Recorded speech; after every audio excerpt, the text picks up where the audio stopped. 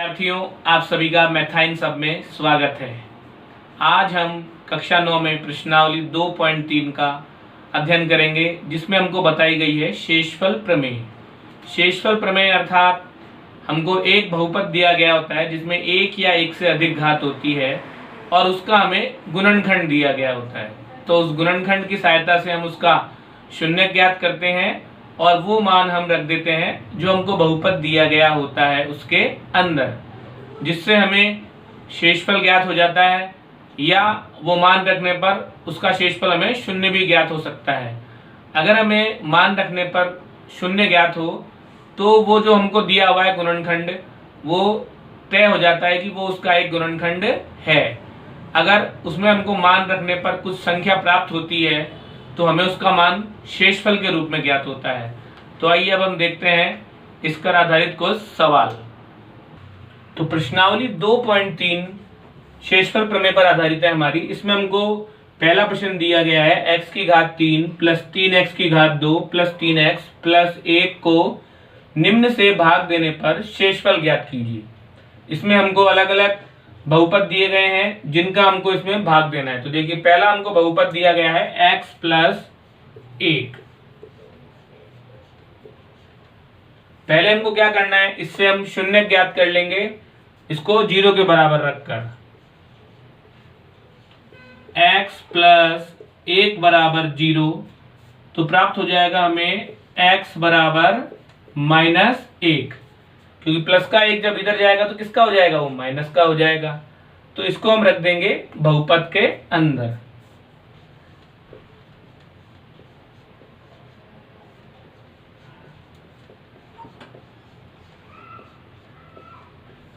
तो जहां जहां पर भी x लिखा हुआ है वहां पर हमको कितना रखना है, -1। तो देखिए यहां पर -1 की घात 3 प्लस 3 गुणा -1 की घात 2 प्लस 3 गुणा -1 प्लस 1।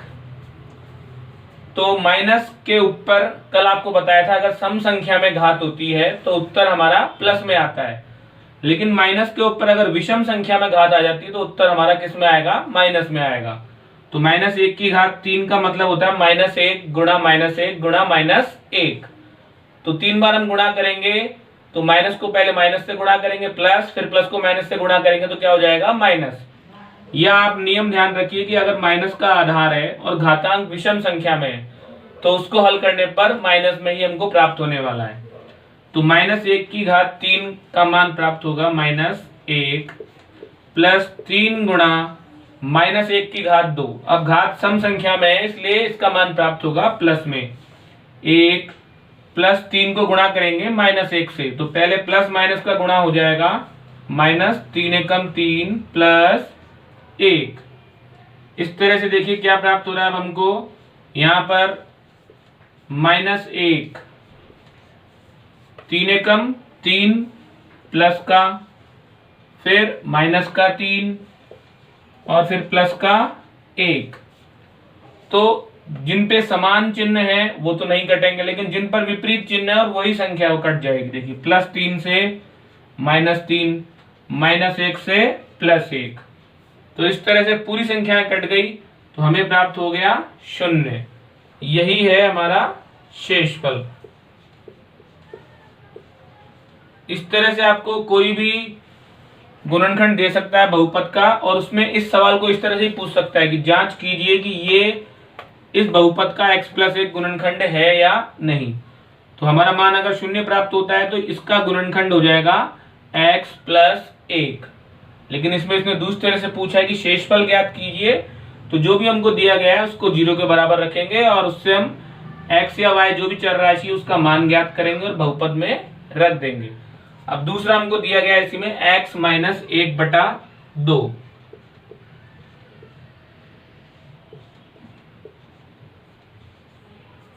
तो इसका देखिए हल किस तरह से होगा। पहले वही आपको रखना है, x - 1/2 को 0 के बराबर। x - 1/2 बराबर 0, तो इसलिए प्राप्त हो जाएगा x बराबर 1/2। उसको हम रख देंगे बहुपद में।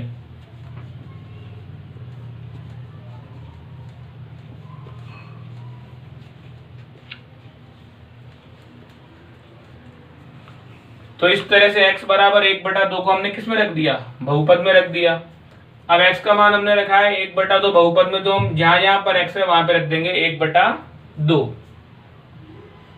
देखिए अब पहले x की घात 3 है, अर्थात 1/2 की घात हो जाएगा 3, फिर प्लस 3 गुणा 1/2 की घात हो जाएगा 2, प्लस 3 गुणा 1/2 प्लस 1। इस तरह से अभी हमने मान रख दिया है सब जगह 1/2। अब 1/2 की घात 3 अर्थात अंश के ऊपर भी 3 है और हर के ऊपर भी 3। 1 का क्यूब 1 होगा, 2 का क्यूब हो जाएगा 2 दूनी 4 और 4 दूनी 8, प्लस 3 गुणा 1 का स्क्वायर 1, 2 का स्क्वायर 4, प्लस 3 एकम 3 बटे में आ जाएगा 2 और प्लस 1 ऐसे के ऐसे। तो इस तरह से यहाँ पर 1/8, अब 3 को 1 से गुणा करेंगे तो 3 एकम 3, 3/4, तो लिख देंगे बराबर 1/8 प्लस 3/4 प्लस 3/2 और प्लस 1। अब इसका हमको लेना पड़ेगा एलसीएम। तो देखिए 2, 4 और 8 इनका एलसीएम आएगा 8, क्योंकि 8 इन तीनों के पहाड़े में आता है, इसलिए वो हो गया इसका लघुत्तम अर्थात एलसीएम। 8 में 8 का भाग देंगे, एक बार जाएगा, 1 को गुणा करेंगे ऊपर अंश से 1 से, तो प्राप्त हो जाएगा 1। अब 8 में 4 का भाग देंगे, कितनी बार जाएगा, 2 बार। 2 को गुणा करेंगे ऊपर अंश 3 से, तो 2 तिया 6। फिर 8 में हम भाग देंगे किसका, 2 का, तो कितनी बार जाएगा, 4 बार। 4 को गुणा करेंगे 3 से, तो 4 तिया 12, प्लस अब 8 इसके बटे में कुछ नहीं है, तो हमें 8 ऐसे कैसे प्राप्त होगा, और 8 को गुणा करेंगे 1 से, तो कितना प्राप्त होगा, 8। तो सबका जोड़ कर लीजिए, 12 और 8 20 और 6 26 और 1 27। तो इस तरह से प्राप्त हो गया हमें 27/8। तो यही क्या है, शेषफल इस सवाल में। तो इस तरह से हमको मान भिन्न में भी रखना पड़ सकता है। जब भिन्न में रखेंगे तो आपको ध्यान रखना है कि जो भी आप रख रहे हैं मान, उस पर जो भी घात है उसको उसी अनुसार हल कीजिए। 1/2 की घात 3 तो 1/8, 1/2 की घात 2 तो 1/4। फिर उसके बाद भिन्न में बदलने के बाद में लघुत्तम लेने की आवश्यकता है तो लघुत्तम लीजिए। लघुत्तम अर्थात ऐसी संख्या जो हर वाली सभी संख्याओं के पहाड़े में आती हो, वो कहलाती है लघुत्तम। फिर जो अपने लघुत्तम को हल करने की विधि है उस विधि से हल कीजिए और जोड़कर आप उसका उत्तर लिख दीजिए 27/8। तो इस तरह से शेषफल प्राप्त हो गया 27/8। अब इसी का चौथा भाग है x प्लस पाई। तो पहले हम इसका शून्य ज्ञात कर लेंगे, x प्लस पाई बराबर 0 रखकर। तो इसलिए x बराबर हो जाएगा -पाई, ये हम रख देंगे बहुपद में।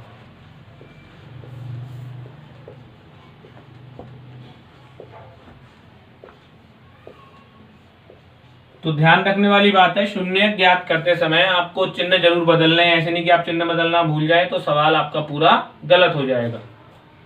तो जहां पर x है वहां पर हम रख रहे हैं -पाई। तो देखिए -पाई की घात 3 प्लस 3 गुणा -पाई की घात 2 प्लस 3 गुणा -पाई प्लस 1। तो देखिए -पाई की घात 3 प्लस 3 गुणा -पाई की घात 2 प्लस 3 गुणा -पाई प्लस 1। अब -पाई की घात 3 है तो माइनस में ही प्राप्त होने वाला है। -पाई की घात 3 प्लस 3 पाई की घात 2 -3 पाई प्लस 1। तो ये हो गया हमारा शेषफल। तो इसको हम लिख सकते हैं जो प्राप्त हुआ है, क्योंकि अब ये आगे हल नहीं हो सकता है, क्योंकि इसमें देखिए चारों अलग अलग संख्याएं हैं, कोई भी जुड़ेगी नहीं, कोई भी घटेगी नहीं, तो यही कहलाएगा हमारा शेषफल। अब इसका जो अंतिम प्रश्न है पांचवा, वो भी आप देख लीजिए। उसमें हमको दिया गया है 5 + 2x, 5 + 2x। तो यहां पर देखिए हम क्या करेंगे,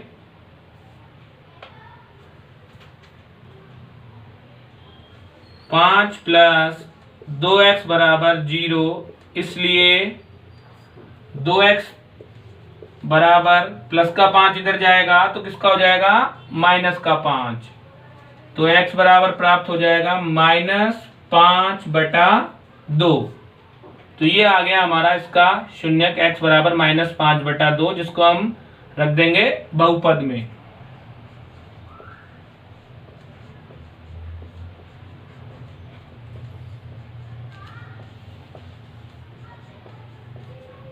अब देखिए -5/2 का क्यूब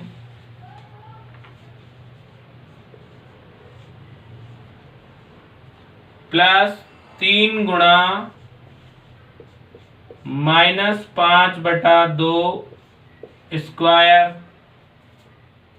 प्लस 3 गुणा -5/2 प्लस 1। तो इस तरह से अब हम इसको हल करेंगे। तो देखिए माइनस है, इसलिए माइनस में प्राप्त होने वाला है 5⁻3। चलो आप बताइए 5⁻3 कितना होता है, 5 × 5 × 5, 3 बार 5 को गुणा करना है, 5 पंजे 25 और 25 पंजे शाबाश, तो हो जाएगा 125 बटे में आ जाएगा 8। वो भी किसका आएगा, माइनस लगाना नहीं भूलना है, ध्यान रखना है। 3 × 5 का स्क्वायर 25 बटे में 4 प्लस माइनस का गुणा -3 पंजे 15/2 और +1 ऐसे के ऐसे। अब इसका क्या लेना है हमको, ध्यान दीजिए, लघुत्तम लेना है। तो वापस 2 4 8, इसका लघुत्तम कितना आने वाला है, अभी लिया था हमने 8 आने वाला है। तो यहां पे ले लेंगे इसका लघुत्तम 8।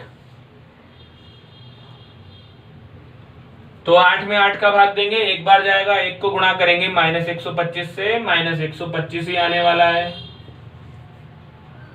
प्लस 25 दिया 75, 8 में 4 का भाग देंगे, कितनी बार जाएगा, 2 बार जाएगा, 4 दूनी 8, और 2 को गुणा करेंगे इनसे, तो 25 दिया 75 और 75 दूनी 150। -8 में अब किसका भाग देंगे, 2 का भाग देंगे, कितनी बार जाएगा, 4 बार, 4 को गुणा करेंगे 15 से, 15 चौके 60, और प्लस 8 एकम 8, क्योंकि इसके हर में कोई संख्या नहीं है, इसलिए जो एलसीएम है वो इससे गुणा हो जाएगा। तो अब देखिए कितना प्राप्त होने वाला है हमको, ये माइनस का, ये भी माइनस का और ये भी माइनस का। तो इस तरह से ये अकेली संख्या अपने एक और एक दो संख्याएं प्लस की है। पहले आप 150 में से कितना घटा दीजिए, 125, तो कितना प्राप्त होगा, 25। फिर 25 आप घटा दीजिए 60 में से, क्योंकि 25 प्लस का है और 60 किसका है, माइनस का, तो प्राप्त हो जाएंगे हमें 35। माइनस के 35 और प्लस का 8 हो रहा है, तो माइनस के 35 प्लस 8 कितने होंगे, 27, वो भी माइनस के। तो इस तरह से कितना प्राप्त हो जाएगा हमें, -27/8। तो जो ये -27/8 है, यही क्या कहलाएगा, हमारा शेषफल। तो इस प्रकार से, तो ध्यान दीजिए, अगर आपके लिखा हुआ आ जाए कोई भी सवाल ऐसा और उसमें बोले कि भाग देने पर शेषफल ज्ञात कीजिए, तो आपको भाग देने की जरूरत नहीं है, आप शेषफल प्रमेय की सहायता से बिल्कुल आसानी से शून्य ज्ञात करके वो मान इसमें रख के शेषफल ज्ञात कर सकते हैं। इससे क्या होगा, आपका समय भी बचने वाला है, और आपको इसमें ध्यान रखना है कि बस जो घात दी गई है उन घातों के अनुसार ही आपको परिवर्तन करना है। जल्दबाजी में ऐसे नहीं कि 5 की घात 3 को आप 15 लिख दे तो गलत हो जाएगा, 2 की घात 3 को 6 लिख देंगे तो गलत हो जाएगा। जितनी घात है उस संख्या को उतनी बार लिख के गुणा कीजिए और फिर हल कीजिए। प्रश्न नंबर 2 में देखिए x की घात 3 माइनस ax की घात 2 प्लस 6x माइनस a को x माइनस a से भाग देने पर शेषफल ज्ञात कीजिए। अब देखिए यहाँ पर हमको चर के साथ में चर राशि दे दी, तो भी वही हमको तरीका लगाना है। शेषफल प्रमेय से हमको करना है, जो भी हमको गुणनखंड दिया गया है x माइनस a उसको रख देंगे 0 के बराबर। उससे x का मान क्या आ जाएगा, माइनस का इधर जाके हो जाएगा प्लस का। x बराबर a बहुपद में रखने पर, अर्थात जहां जहां पर लिखा हुआ है x वहां पर हमको कितना रख देना है, a रख देना है। तो देखिए अब लिख देंगे हम यहां पर a की घात 3 माइनस a गुणा एक्स स्क्वायर है, अर्थात a की घात 2 प्लस 6a माइनस a। तो a की घात 3 माइनस a गुणा a की घात 2 प्लस 6a माइनस a। अब ये a की घात 3 है और ये भी देखिए a की घात 2 गुणा a, इस पे कोई घात नहीं है, मतलब कितनी घात है इस पर, 1। घातांक नियम लग जाएगा, दोनों घातें क्या होंगी, जुड़ जाएंगी। तो हो जाएगा ये भी a की घात 3 प्लस 6 में से आप कुछ नहीं है, मतलब यहाँ पर कितना मान सकते हो, 1 होता है। चर राशि के साथ में कोई सा भी गुणांक अगर नहीं हो तो कितना गुणांक होता है, 1। तो 6 माइनस 1 कितना हो जाएगा, 5a। तो देखिए a क्यूब प्लस का है और ये a क्यूब माइनस का है, दोनों कट गए तो क्या बच गया, प्लस का 5a। तो यही क्या हो गया हमारा शेषफल। तो यहाँ लिख देंगे हम, इसलिए शेषफल बराबर 5a। अब देखिए प्रश्न नंबर 3, जांच कीजिए कि 7 प्लस 3x की घात 3 प्लस 7x का एक गुणनखंड है या नहीं। सवाल वही है लेकिन पूछने का तरीका उसने अलग कर दिया है। पहले वाले सवालों में हमसे शेषफल पूछा था और अब की बार पूछा है एक गुणनखंड है या नहीं।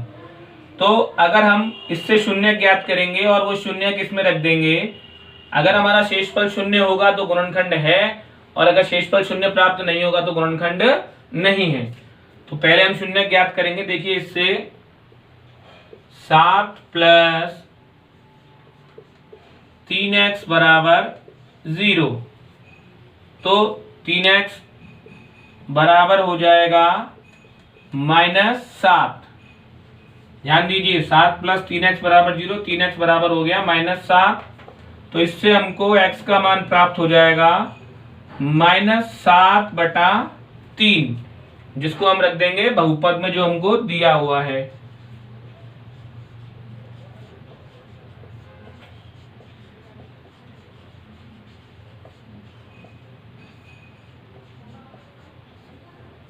अब क्या करना है, देखिए जो बहुपद है 3x की घात 3 प्लस 7x, उसमें मान रख देना है x की जगह -7/3। तो देखिए उससे क्या प्राप्त होने वाला है, शेषफल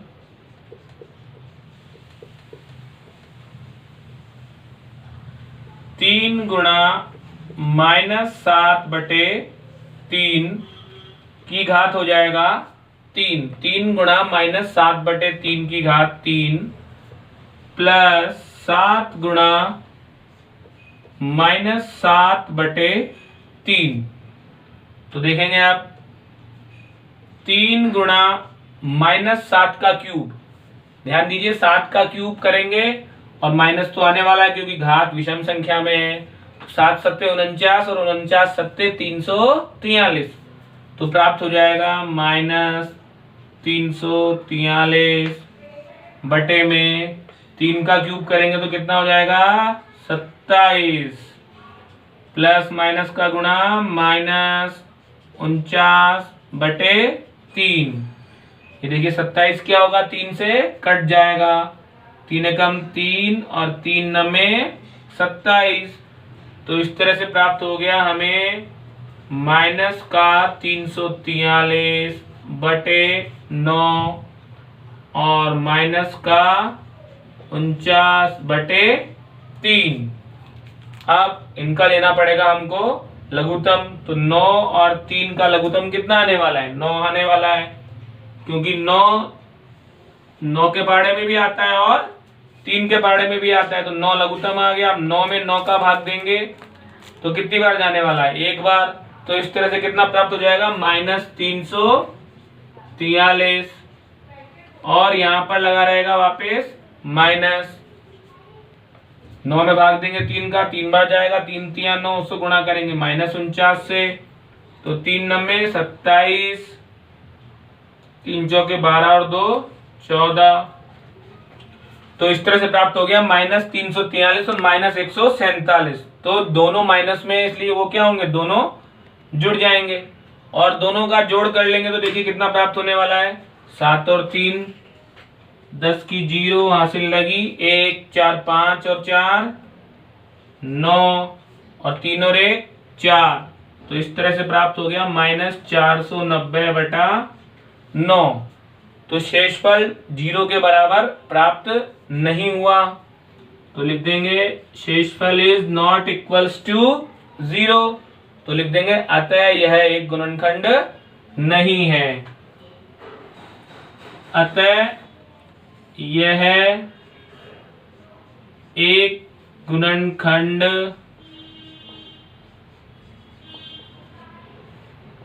नहीं है।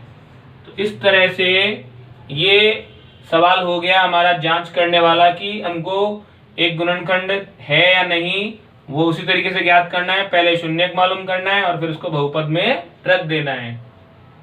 तो इस प्रकार आज के सेशन में हमने देखा कि किस तरह से हम मान बहुपद में रखते हैं और उसकी जांच कर सकते हैं कि वह गुणनखंड है या नहीं, अर्थात और शेषफल भी हम ज्ञात कर सकते हैं शेषफल प्रमेय की सहायता से। तो इस प्रकार से आप इस प्रकार के सवालों को बहुत ध्यान से हल कीजिए, अपनी कॉपी में हल कीजिए और अपने स्कूल में जो अपने गुरुजी या दीदी हैं उनको दिखाइए।